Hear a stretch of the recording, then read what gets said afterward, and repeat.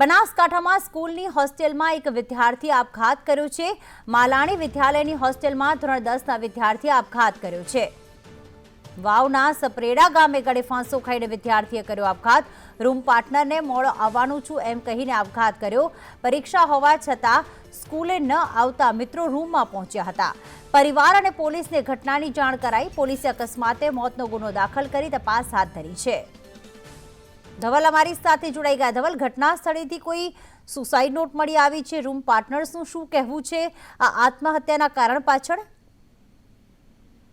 પ્રીતિ, ચોક્કસથી વાત કરવામાં આવે તો વાવના સપરેડા ગામે આવેલી ખાનગી શાળાની હોસ્ટેલમાં વિદ્યાર્થીએ ગળે ફાંસો ખાઈને આત્મહત્યા કરી છે। મહત્વની વાત છે કે વાવનું જે ઢીમા ગામ છે ને, ઢીમા ગામનો સાવંત જગદીશભાઈ સાધુ નામનો જે વિદ્યાર્થી હતો તે સપરેડાની માલાણી વિદ્યાલયમાં ધોરણ 10માં અભ્યાસ કરતો હતો ને શાળાની જે ખાનગી હોસ્ટેલ હતી તેમાં રહેતો હતો। જો કે ગઈકાલે આ વિદ્યાર્થીઓને પરીક્ષા હતી, તેની સાથેના જે મિત્રો હતા તે મિત્રો પરીક્ષા આપવા ગયા ને આ વિદ્યાર્થીએ મિત્રોને થોડો લેટ આવવાનું કહીને રૂમમાં રોકાયો હતો ને મિત્રો જેવા નીકળ્યા ને આ વિદ્યાર્થી રૂમના જ એંગલે રૂમાલ બાંધીને ગળે ફાંસો ખાઈ તેને જીવન ટૂંકાવ્યું છે। મહત્વની વાત છે કે મોડે સુધી વિદ્યાર્થી પરીક્ષા આપવા ન જતા ત્યારે મિત્રો રૂમમાં શોધવા ગયા ને ત્યારે જ આ ઘટનાની જાણ થઈ છે। જોકે સમગ્ર ઘટનાની જાણ પોલીસને કરતા પોલીસે અત્યારે તો અકસ્માતે મોતનો ગુનો દાખલ કરીને સમગ્ર મામલે વધુ તપાસ છે તે હાથ ધરી છે।